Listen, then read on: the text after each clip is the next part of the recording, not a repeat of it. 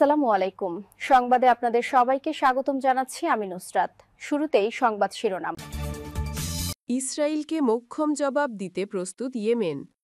যুদ্ধবিরতির পর ১৯৪ বার চুক্তি লঙ্ঘন করেছে ইসরায়েল। ইসরায়েলকে আরও ৩ জিম্মির লাশ ফেরত দিল হামাস। দর্শক, এতক্ষণ শুনছিলেন সংবাদ শিরোনাম। এখন বিস্তারিত। আপনি যদি ইসরায়েলের ধ্বংস চেয়ে থাকেন তাহলে চ্যানেলটি সাবস্ক্রাইব করে দিবেন এবং ভিডিওতে লাইক করে আপনার মূল্যবান মতামত কমেন্টে লিখে জানিয়ে দিবেন। এখন বিস্তারিত।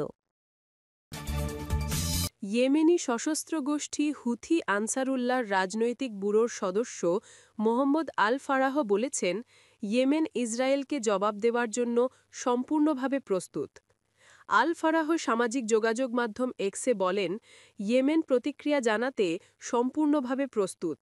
এটি কোনো প্রচারণা বা সংবাদপত্রের রটনা নয়, বরং বাস্তব পদক্ষেপ নিয়ে, যা প্রতিটি শত্রুভাবাপন্ন পদক্ষেপকে রাজনৈতিক, অর্থনৈতিক ও কৌশলগত মূল্যবোধে রূপান্তর করবে, ইহুদিবাদী সত্তার ওপর চাপ সৃষ্টি করবে এবং জায়োনিস্ট যুদ্ধ অপরাধীদের ইতিহাস ও ভবিষ্যৎ বিনষ্ট করবে।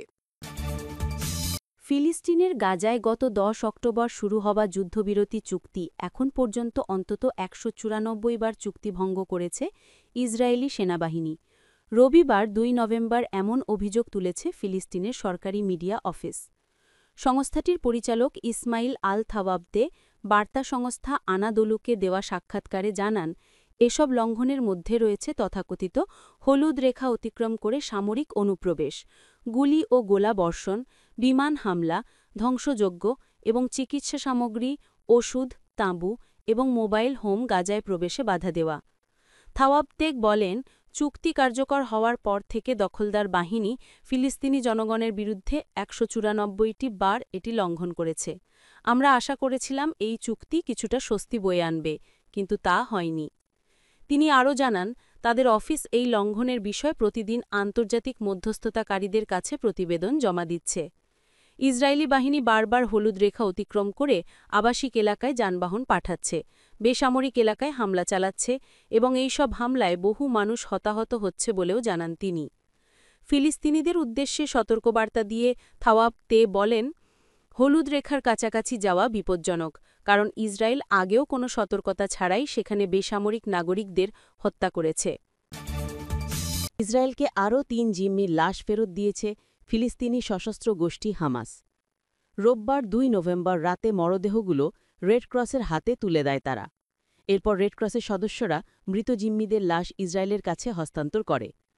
এক প্রতিবেদনে এই তথ্য জানিয়েছে কাতার ভিত্তিক সংবাদ মাধ্যম আল জাজিরা। ইসরায়েলি প্রধানমন্ত্রীর দস্তর এক বিবৃতিতে বলেছে, রেড ক্রসের মাধ্যমে ইসরায়েল ৩ মৃত জিম্মির কফিন গ্রহণ করেছে, যেগুলো গাজায় থাকা প্রতিরক্ষা বাহিনী এবং গোয়েন্দা সংস্থা শিনবেতের সদস্যদের কাছে হস্তান্তর করা হয়েছে। পরিচয় শনাক্তে মরদেহগুলো শনাক্ত কেন্দ্রে পাঠানো হবে। হামাসের সশস্ত্র শাখা এর আগে জানায়, রোববার সতারে দক্ষিণ গাজার একটি সুড়ঙ্গ থেকে তারা মরদেহগুলো উদ্ধার করেছে। আপনি যদি আমাদের চ্যানেলে নতুন হয়ে থাকেন তাহলে চ্যানেলটি সাবস্ক্রাইব করে দিন